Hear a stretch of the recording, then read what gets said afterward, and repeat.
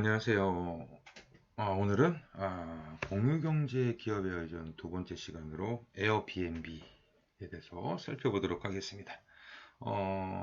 우리 이제 뭐 우버 또는 이제 뭐 카카오 택시 등을 이제 여러분들 많이 이용을 해 보셨을 겁니다. 우버보다는 이제 뭐 카카오 택시를 많이 이용을 하셨겠죠. 그렇다면 이제 우리가 이제 뭐 에어비앤비라고 하는 어떤 이제 이 기업을 통해 가지고 서비스를 통해 가지고 제공하는 서비스를 통해서 여러분들이 이용을 해보셨는지. 자, 그래서 이 기업들의 이 에어비앤비는 어떠한 기업인지 좀 살펴보도록 하겠습니다. 에어비앤비의 미션은요, 어느 곳에서든 당신이 속할 수 있는 세상을 만들도록 돕는 것이다. To help creating a world where you can belong anywhere. 에어비앤비 미션입니다. 글로벌 숙박 공유 기업 에어비앤비의 창업자인 브라이언 체스키, 우리가 이제 뭐 공유경제 시간에 좀 잠깐 얘기를 했습니다. 미국 내에 무려 8천만 개의 전동드릴이 있는데 평균 전동드릴 사용 시간은 13분밖에 되지 않고, 모든 사람들이 굳이 전동드릴을 소유할 필요가 있을까? 고작 13분밖에 쓰지 않는데, 이것이 바로 이제 브라이언 체스키의 얘기입니다. 자, 에어비앤비 창업자 브라이언 체스키와 조 게비아는요, 로드아일랜드 이 디자인 학교에서 만난 친구 사이입니다. 자, 2007년 두 사람은 같이 사업을 해보겠다는 생각으로 여기도 이제 샌프란시스코예요. 우리가 우버 또 샌프란시스코에서, 그렇죠? 샌프란시스코 한 아파트에 머물고 있었는데요. 직업도 돈도 없던 그들을 함께 지내던 룸메이트가 이사 나가고 월세도 올라 곤란에 처해 있었답니다. 그때 이 두 사람은 집 근처에서 디자인 회의가 열린다는 것과 모든 호텔이 매진됐다는 것을 알게 되었고요. 이 두 사람이 컨퍼런스에 참석한 사람들에게 간이 침대인 에어베드와 간단한 아침 식사를 제공한다는 내용을 웹사이트에 올렸대요. 그래서 서비스 이름은 간이 침대와 아침 식사라는 의미에서 에어베드 앤 브렉퍼스트로 정했습니다. 그래서 디자인인 인맥들을 통해 가지고 지인들에게 알리고 블로그를 통해서 홍보를 시작을 했대요. 머지않아 숙박할 사람들 찾았고요. 그 이후에 크레이그리스트에 올라온 비슷한 이제 광고들을 사이트에 등록시켰대요. 그래서 이것이 이제 에어비앤비의 시작이 되었고, 이제 조이, 예전, 룸메이트, 네이트, 블레차르치크가 공학기술 공동 창립자로 함께 조인이 되었다고 합니다. 하지만 이제 투자자들에게는 에어비앤비라는 비즈니스의 기본 아이디어는 별로 새로울 것이 없어 보였다는 거예요. 많은 이들이 웹사이트만 번지르하게 디자인한 다음 마치 새로운 것인 양 시장에 내놓는다라고 이제 무시했던 것이죠. 그래서 이 체스키는 처음 에어비앤비라는 아이디어를 듣고 멍청한 생각이라고 말하지 않는 유일한 사람은 그의 할아버지 뿐이었다라고 얘기를 했었습니다. 자, 그래서 그들은 2008년 가을에 미국 대선 전국이었던 점을 활용해서 수집 가치가 있는 아침 식사용 시리얼 오바마 오즈와 케빈 맥케인지를 이제 만들어 팔기 시작을 했죠. 자, 그래서 판매액으로 $3,000를 모았답니다. 그래서 이 돈으로 이제 회사의 명맥을 유지를 했고요. 온갖 일을 하면서도 블레차르치크는 계속해서 서비스를 개발하고 관리했고, 체스키와 게비아는 뉴욕, 시카고 등 미국 전역을 돌아다니며 에어비앤비 사용자들을 만나서 그들에게 자신들의 집을 빌려주는 임대사업자가 되어달라고 권유를 했대요. 마침내 이들의 이제 치열함을 눈여겨본 인큐베이터와 벤처 캐피탈에서 손을 내밀기 시작을 했는데요. 그것이 바로 2009년입니다. 폴 그레이엄이 주관하는 인큐베이터 Y 컴비네이터의 창업 지원 프로그램에 참여할 수가 있었던 거죠. 쇠카이어 캐피탈로부터 58만 5천 달러의 첫 투자를 받을 수 있었어요. 그래서 이때 맞춰가지고 셋은 회사와 서비스의 정식 명칭을 에어베드 앤 블랙퍼스트에서 에어비앤비로 변경을 한 겁니다. 그래서 침대 및 공용 공간만 빌려주던 서비스에서 주택 전체, 아파트, 성, 보트, 통나무집 등 다양한 어떤 숙박시설을 빌려줄 수 있는 서비스로 변경을 한 것도 바로 2009년쯤인 것이죠. 이를 바탕으로 해서 현재 에어비앤비는 땅 위에 정식으로 세워진 주택뿐만 아니라 TP, 이게 아메리칸 원주민들의 텐트거든요. 또 이제 뭐 우리 이제 알래스카 이제 이글루, 또는 이제 개인이 보유한 섬 등 이 사람이 숙박할 수 있는 모든 것을 빌려주는 서비스가 되었습니다.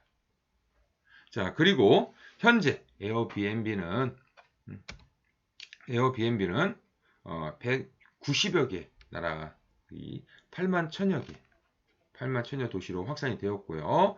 누적 체크인 수는 3억 건 이상을 달성하고 있습니다. 기업 가치는 2016년 말 기준으로 해서 뭐 메이저 호텔을 이미 넘어섰습니다. 여기 보시면 여러분들 많이 아시는 호텔이었습니까? 여기 있죠. 하얏트, 인터컨티넨탈, 그리고 뭐 이제 메리어트, 힐튼을 넘어서서 이러한 이 주요 호텔의 기업 가치를 바로 이제 에어비앤비가 넘어섰다라고 하는 것이죠. 그래서 2017년에는 약 310억 달러 이상으로 기업 가치들을 뛰어넘었습니다. 또한 우리가 이제 뭐 지금 이제 보시는 자료를만 보더라도 약 이제 이 에어비앤비의 어떤 이제 주요 호텔의 어떤 이제 그 체인에 따른 어떤 기업 가치 순위들을 이렇게 좀 한번 살펴볼 수가 있죠. 자, 우선 우리가 이제 조금 먼저 다시 좀 이제 말씀을 좀 드려볼 것들은 우리 공유 경제에 대한 다시 한번 좀 의미들을 좀 다시 좀 보셨으면 좋겠습니다. 먼저 소비자 만족을 위해서 적정 금액의 거래 시장이 있어야 되죠. 또는 여분의 자산, 서로 간의 어떤 교환 가치를 할 수 있는 여분의 자산이 있어야 되겠죠.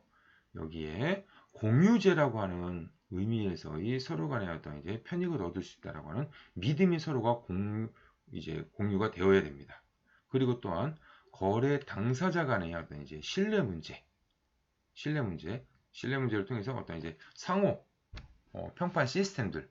그래서 이제 우리나라에서도 보게 되어지면 대부분 소비자들에 의한 이제 이 평판 서비스 만족도만 이루어지는데 고객과 사업자 모두가 다 같이 상호 교류할 수 있는 이런 이 서비스가 좀 필요하지 않는가, 시스템이 좀 필요하지 않는가, 서로가 견제할 수 있는 시스템들이 필요하다라고 좀 보실 수가 있을 것 같아요, 저는.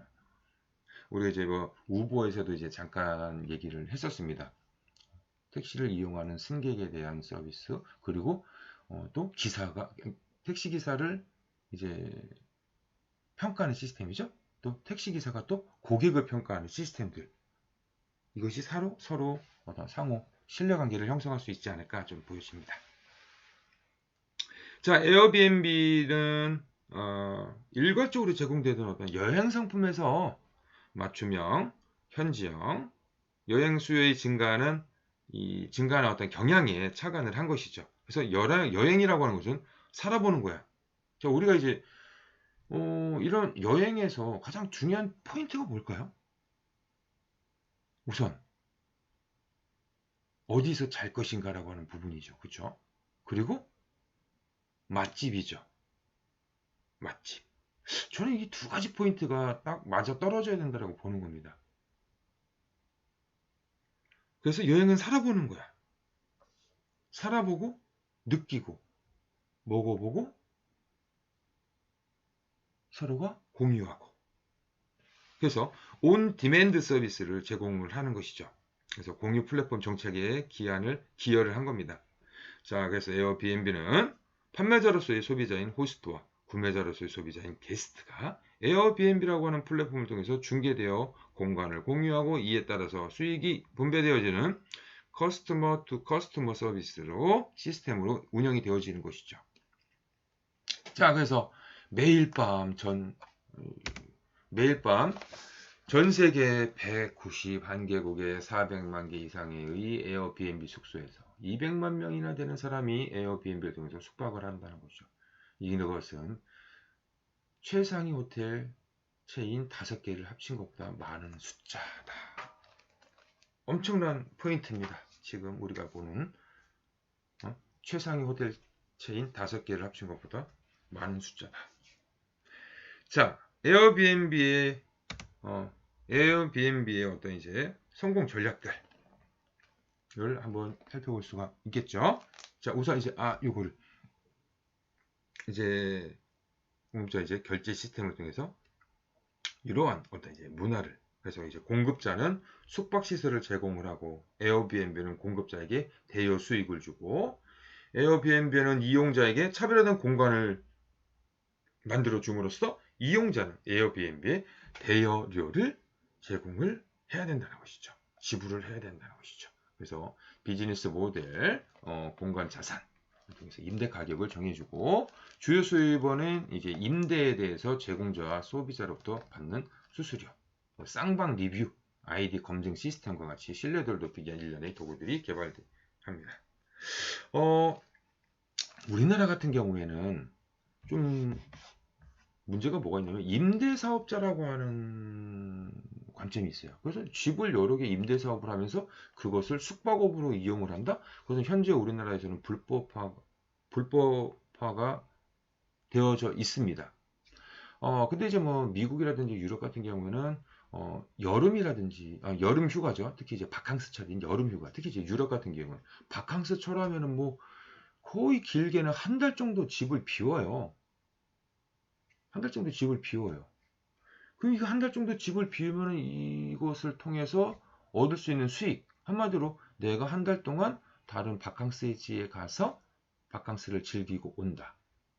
그 비용을 내가 집을 비운 동안 그 집을 통해서 채워질 수가 있는 이러한 것이 이제 만들어지는, 서로 상호 어떤 접점이 만들어지겠죠. 근데 우리나라에서는 조금 현실적으로 이제 법적인 부분들이 좀 많이 좀 존재를 한다는 점, 또 나중에 또 얘기를 해보고요. 자, 에어비앤비의 이제 비즈니스 모델은 이제 개인의 방, 집, 아파트는 물론 보트, 비행기 모든 공간 자산을 이제 임대주고 임대 가격을 정해주고 이를 필요로 하는 소비자를 찾아주는 형태인 거죠. 숙박 공급자는 객실 제공을 하고 싶은 경우 에어비앤비 홈페이지에서 객실 사진과 가격을 결정해서 상품을 등록하면 되고, 숙박 수요자는 홈페이지에서 숙박하고 싶은 객실을 선택한 후에 예약 및 결제를 진행하면 되는 것이죠. 그래서 여기에서 소비자가 계약을 하면 제공자로부터 3%의 수수료, 소비자로부터 6에서 12%의 수수료를 수취하는 형태로 비즈니스가 만들어지고 있습니다. 특히 이제 에어비앤비는 여행객이 많고 임대료가 비싼 뉴욕, 파리, 런던 등에서 인기가 높습니다. 또한 주머니 사정이 넉넉하지 않고 소셜 네트워크 서비스를 통해서 소통하고 공유하는 것을 즐기는 젊은 층에게 큰 호평을 받고 있는 것이죠. 자, 이 에어비앤비의 이 모든 것은 신뢰 덕분이라고 말을 하는 겁니다. 사실 에어비앤비의 이제 기본 아이디어는 별로 새로운 것이 없는 거죠. 세입자, 하수생 등 많은 사람들이 에어비앤비나 인터넷이 등장하기 훨씬 전부터 홈쉐어링을 통해서 숙박을 해결했었어요. 또한 온라인으로 단기 숙박 서비스를 제공하는 업체들은 이미 수십 년 전부터 존재를 했었던 것이죠.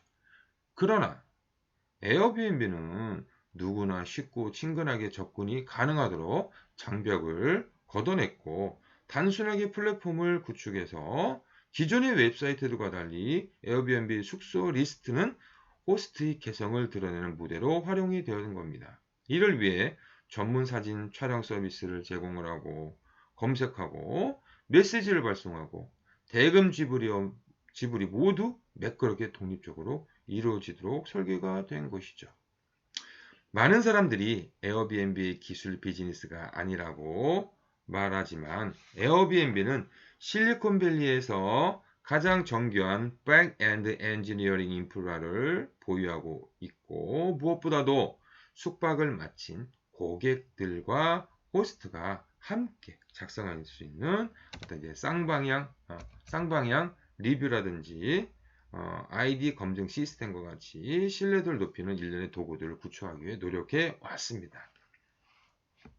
예를 들어 에어비앤비는 나이, 지역, 지리가 얼마나 비슷한지를 기반으로 사람들이 누군가를 신뢰하라는 의향이 얼마나 있는지를 확인하기 위해 스탠포드 대학과 공동으로 연구를 했죠.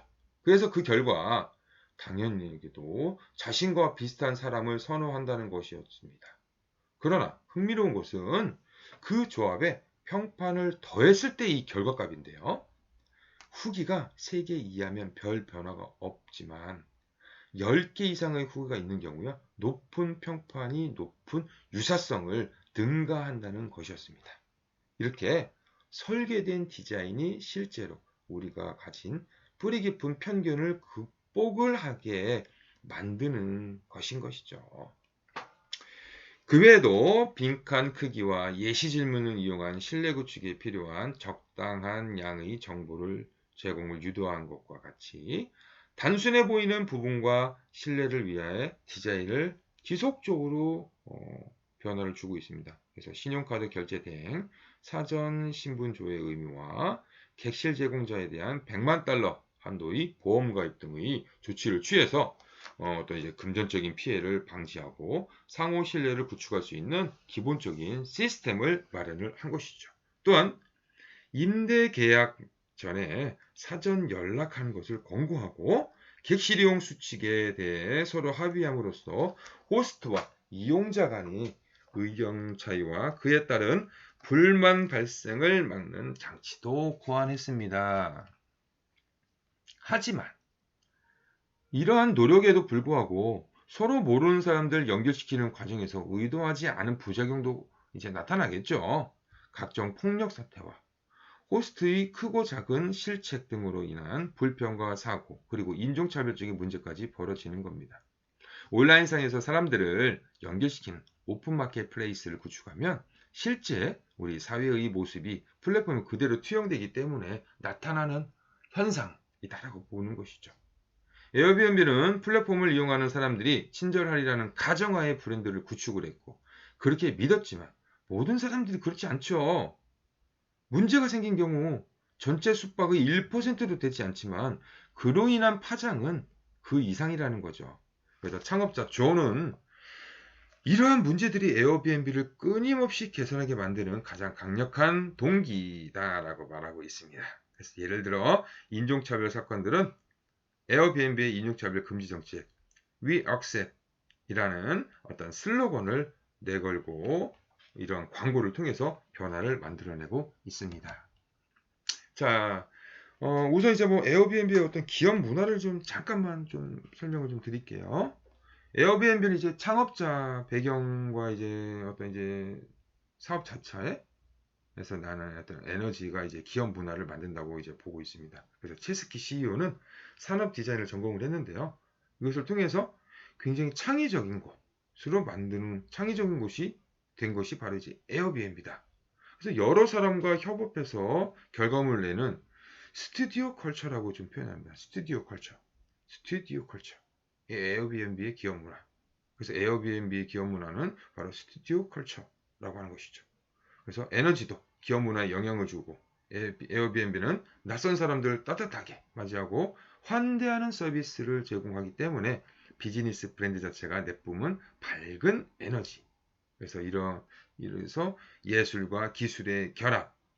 이것이 이제 바로 에어비앤비의 창조적 기업 문화다. 이렇게 좀 표현을 합니다. 이런 창조적 기업 문화 and 스튜디오 컬처. 자, 그래서 이러한 굉장히 긍정적인 사고와 마인드를 가지고 있는 기업 그리고 이 기업에서의 어떤 기업 문화들이 형성이 되는 모습들을 좀 볼 수 있습니다. 자, 그럼 이제 에어비앤비 이제 해외 진출 사례들을 좀 한번 살펴보도록 합니다. 먼저 이제 게릴라 마케팅입니다. 현재 이제 뭐 191개 국가, 뭐 그 전 세계에서 다 이루어지고 있다. 모바일에 이제 27개 언어로 이제 27개 이제 언어로 현지화가 되어져 있고요. 이제 글로벌 서비스를 위한 게릴라 마케팅을 사용하고 있습니다. 자, 그렇다면 게릴라 마케팅이란 무엇일까? 게릴라 전술을 마케팅에 응용한 것인데요. 장소나 시간에 구애받지 않고 잠재 고객이 많이 모인 공간에 갑자기 나타나서 상품을 선전하거나 판매를 촉진하는 마케팅입니다. 세부적으로 보면은 뭐 스텔스 마케팅, 레디컬 마케팅,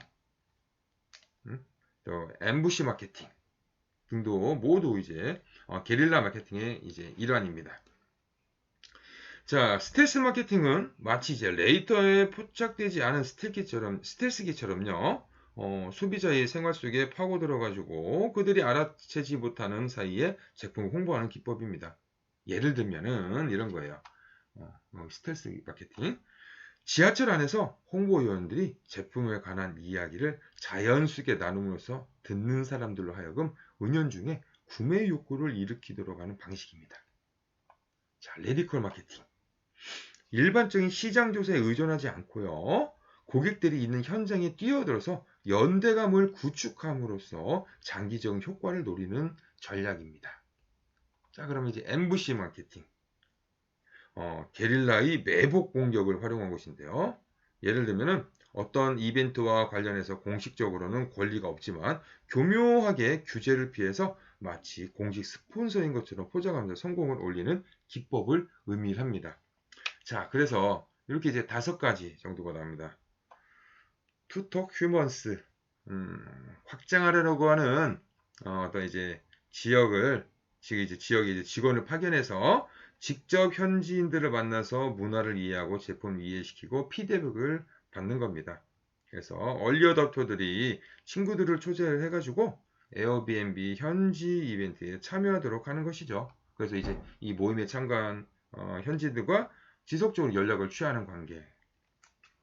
자, lunch with all you've got.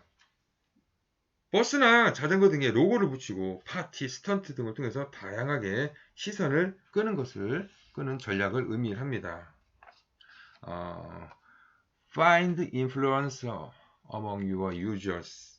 연예인이나 유명 SNS 사용자들을 통해서 유명 인사가 있다면 그들을 발굴해서 인지도를 사용해서 에어비앤비를 알리는 거죠. 자, 그리고 study your user. 사용자가 정보를 남기지 않아 정보를 찾지 못해도 그들이 사용한 디바이스, 뭐 아이패드, 넥서스, 윈도우, 또 이메일 앱들이죠. 아웃룩, 지메일 등 정보를 사용해서 캠페인에 이용할 수가 있습니다. Don't dig your data. 게릴라 전략, 동영상, 뭐 CPA라고 합니다. 온라인 마케팅, 영업, 추천 등의 방법이 얼마나 수익에 효과가 있는지를 측정하는 것이고요. NPS, 뭐 이제 사용자들이 제품을 사용할 때 기분, 감정 등에 대한 것. 그래서 이 전략 동영상 CPA와 NPS 또 설문조사 등을 통해서 모은 데이터들을 통해서 사용을 하게 됩니다. 이것들을 통해 가지고 이용을 하지만 이외에도 재난 대응 도구 개발과 지역 사회와의 동반 성장을 통해 가지고 긍정적인 이미지를 구축을 하고 있습니다. 그래서 해외에서 발생하는 이 많은 문제들을 해결해 나가고 있고요. 자, 두 번째로 이제 지역사회 이제 동반 성장을 하려고 하는 모습들이 보시죠. 에어비앤비 공동차업자 CTO인 네이션은 베이쉐어 공유경제연합의 회원이자 감독관인 데이비드 추와 협력해서 재난 피해자들에게 응급숙소를 제공을 하는 어떤 이제 대응 툴을 출시를 했습니다. 이 재난 대응 툴은요, 허리케인 이제 샌디가 미국 동북 지역을 강타했을 때 에어비앤비 커뮤니티에서 수혜자들에게 집이나 방을 무료로 내주었던 것을 계기로 시작을 한 겁니다. 그래서 특정 기간, 특정 지역에 무료로 숙소를 제공할 수 있도록 예약과 지급 시스템을 새롭게 구축을 한 겁니다. 이는 탑다운 방식의 글로벌 확장 전략과 본질적으로 다르고요. 로컬 커뮤니티에서 자생적으로 발생한 수요를 기반으로 생태계를 만들어가는 플랫폼으로서 글로벌 확장 전략을 모색하고 있는 겁니다. 자, 또 하나는 이제 뭐 네이버 후주라고 하는 건데요. 사용자 커뮤니티 구축과 지역 정보 제공 플랫폼입니다. 자, 이것은 이제 사용자들은 각 지역 관련 정보와 사진들을 모아서 사진들을 이제 보다 심도 있게 제공을 받을 수 있고요. 각자 여행 목표에 맞는 지역의 리스팅 및 숙소, 주변 정보를 열동할 수 있는 네이버 후즈라고 하는 기능도 추가를 했습니다. 자, 네이버 후즈와 같은 기능은 당장의 수익 구조와 현금 보유율에 대한 가치보다 장기적인 관점에서의 포석인 것이죠. 그래서 여행을 위한 로컬 커뮤니티의 플랫폼이 되겠다는 야심을 보여주는 대목입니다. 자, 이와 같은 이제 플랫폼을 기반으로 에어비앤비는 지역이 수많은 로컬 커머스 사업자들과의 다양한 비즈니스 모델 생태계를 자생적으로 구축해 나갈 수 있었습니다. 그래서 이제 유럽에 진출한 과정에서도 윈드라고 하는 현지 경쟁업체의 철학과 전략을 공유할 수 없다라고 하는 이유로 지역 경쟁사들의 인수를 거절을 하였고요. 경쟁사들을 인수하여 당장의 가시적인 성과를 얻기보다 긴 호흡으로 유저들과 신뢰를 또는 어떤 이제 로컬 커뮤니티와의 생태계를 목표로 하고 있습니다. 자, 우선 뭐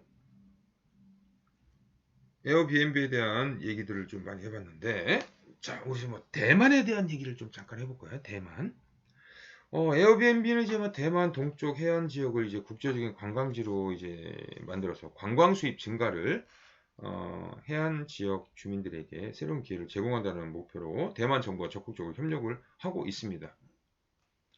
자, 그래서 에어비앤비는 이제 해안에 위치한 두 개 지역, 화롄현 및 이 타이둥현과 파트너십을 맺고요. 민수, 이제 대만의 어떤 민박, 우리나라는 민박이라고 한다면 이제 대만은 이제 민수라고 표현을 합니다. 민수 여행을 홍보를 했습니다.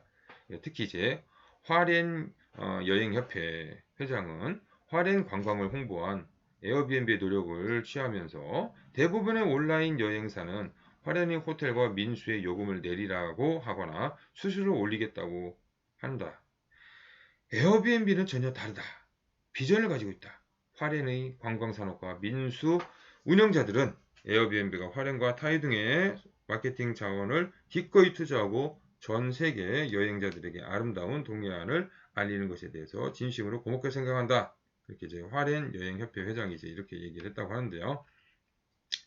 대만 시골 지역을 방문한 총 게스트 수는요, 2015년에 이제 시작을 했다라고 하면은, 뭐 89,000명에서 2016년에는 192,000명. 2,000명. 그래서 이 지역 호스트 수입도 1년 사이에 1억 100만 대만 달러에서 2억 1,080만 달러? 약 2배 이상 증가를 했다. 이 사이만 하더라도요. 그래서 대만 청년과 민수 운영자의 역량을 강화한다는 목표로 타이둥과 신주 현 이제 정부와 협력하면서 이들을 위한 어떤 지역 경제 활성화 프로그램들을 개발을 하고 있다는 겁니다.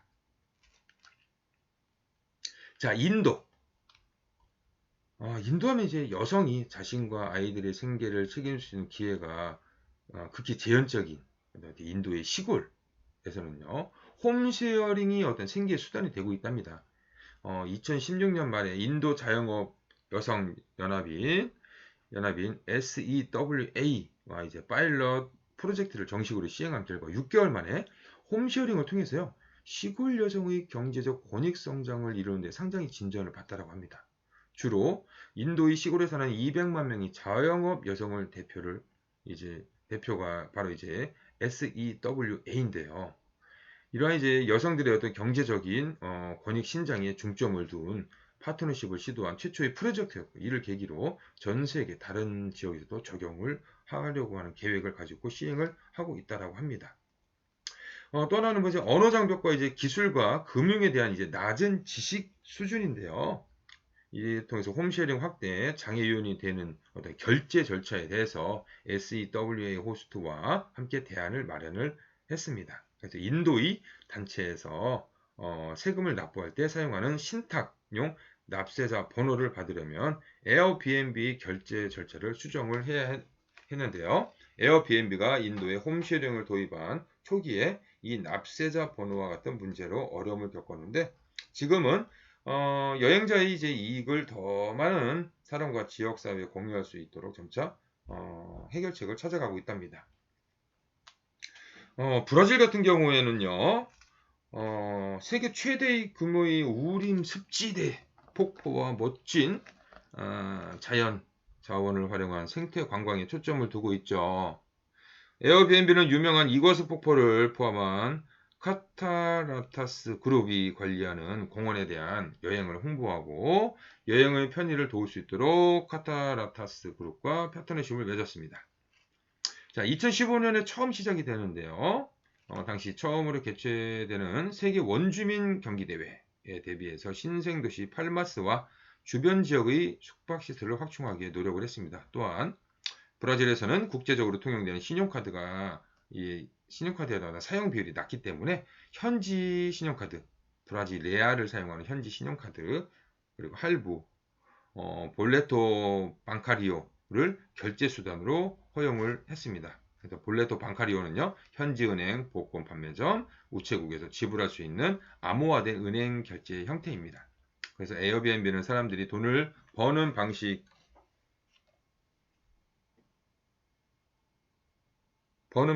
맞는 어떤 이제 접근 방법이 필요하다는 사실을 인식을 하고 라틴 아메리카 국가에서 흔히 사용되는 결제 시스템도 시험을 한 것이죠.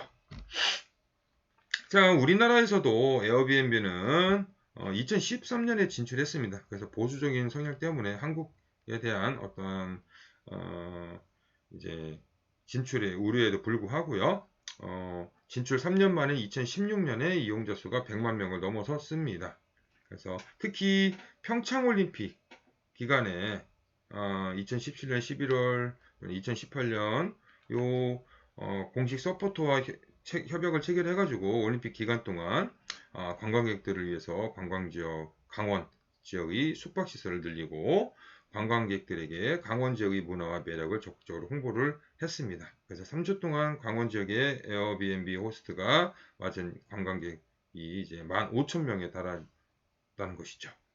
그래서 그 이전에 같은 해에 비해서 500% 그리고 호텔 객실이 7,500개 평균 규모 호텔 46채에 해당하는 규모라고 얘기할 수 있죠. 그래서 이들이 맡은 숙소는 총 1,800개로 평창올림픽, 동계올림픽을 위해 500개의 숙소가 올림픽 기간 중 처음 문을 열게 되었답니다.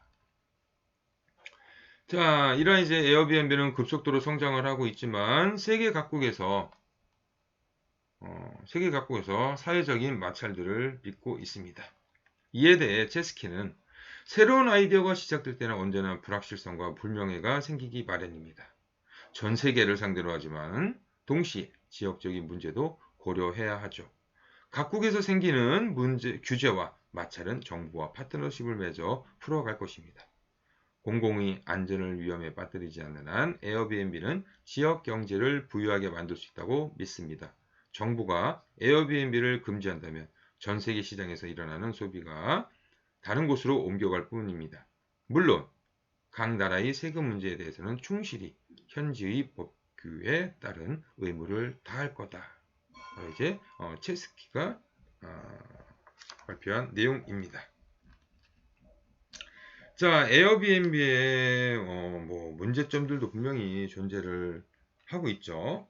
자, 우선 공급자와 수요자를 연결시켜주는 플랫폼 서비스가 또 이제 에어비앤비인 건데 본연의 역할을 수행하기 위해서요.